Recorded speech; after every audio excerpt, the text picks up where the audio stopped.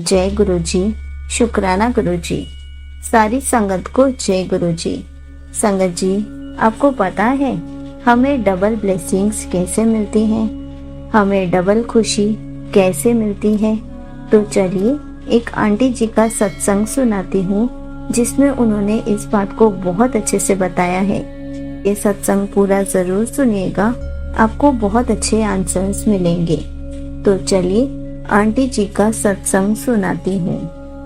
संगत जी, एक छोटा सा सत्संग शेयर कर रही हूँ। सबसे पहले तो गुरुजी को सॉरी बोलूंगी क्योंकि इतने दिन से गुरुजी कह रहे थे कि शुक्राना नहीं करती और मैं कर ही नहीं पा रही थी। इस सत्संग से इतना कहना चाहती हूँ कि हमेशा हमें गुरुजी से सिर्फ अपने लिए अरदास नहीं करनी चाहिए, कभी कभी दूसरों के लिए भी अरदास कर देनी चाहिए, क्योंकि हमारे प्यारे गुरुजी ने हमें यही सिखाया कि दूसरों की भी हेल्प करनी चाहिए।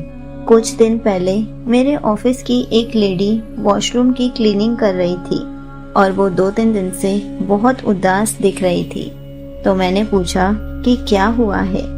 उसने बताया कि उसका छोटा भाई जो मेंटली वीक है कहीं चला गया है और कुछ पता नहीं चल रहा।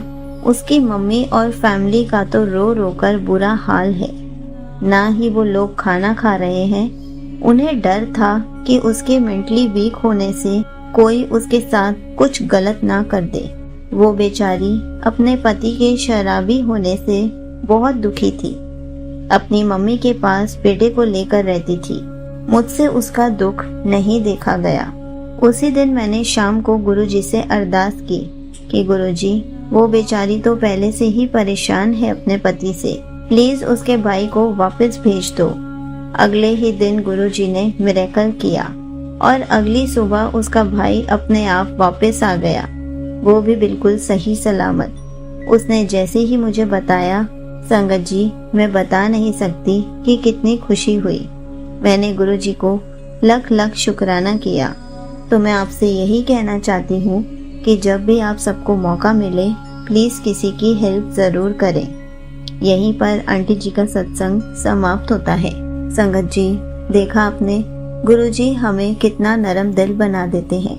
गुरुजी हमें ये सब सिखाते हैं कि जब भी तुम्हारे आसपास कोई दुखी हो तो उसके लिए भी हमें अरदास कर देनी चाहिए, क्योंकि अगर वो गुरुजी की संगत नहीं है और हम उनके लिए अरदास करेंगे, गुरुजी उनकी प्रॉब्लम को, उनके कष्टों को तो दूर करते ही हैं, साथ साथ हमें भी ब्लेसिंग्स देते हैं, क्योंकि हमने किसी और के लिए अरदास की है और जिस बात से रिलेटेड हमने अरदास की होती है और वो अरदास जब पूरी होती है तो हमें कितनी खुशी होती है कि हमारी वजह से कोई खुश हो पाया, उसकी प्रॉब्लम सॉल्व हो पाई, हमें वो मौका मिला कि हम किसी को खुशी दे पाए। संगत जी, उस खुशी की फीलिंग अलग ही होती है, क्योंकि बहुत कम ऐसे मौके मिलते हैं जब हम किसी को खुश कर पाते हैं, किसी की नीड को पूरा कर पाते हैं। ज़रूरी नहीं है कि सिर्फ पैसों की हेल्प होती है, हेल्प किसी भी तरीके से कर देनी चाहिए।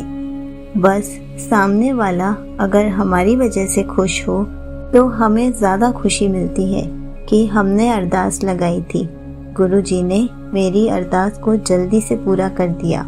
और वैसे भी गुरुजी हमें यही सिखाते आए हैं कि तुम्हें कोई भी दुखी दिखे तो उसकी हेल्प करनी चाहिए। और जब हमारे अंदर ऐसी फीलिंग आ जाती है कि हम किसी को दुखी नहीं देख पाते, कष्ट में या रोता हुआ नहीं देख पाते, मतलब जब हम गुरुजी से किसी और के लिए अरदास करते हैं, मतलब हम गुरुजी की पक्की संगत बन चुके हैं।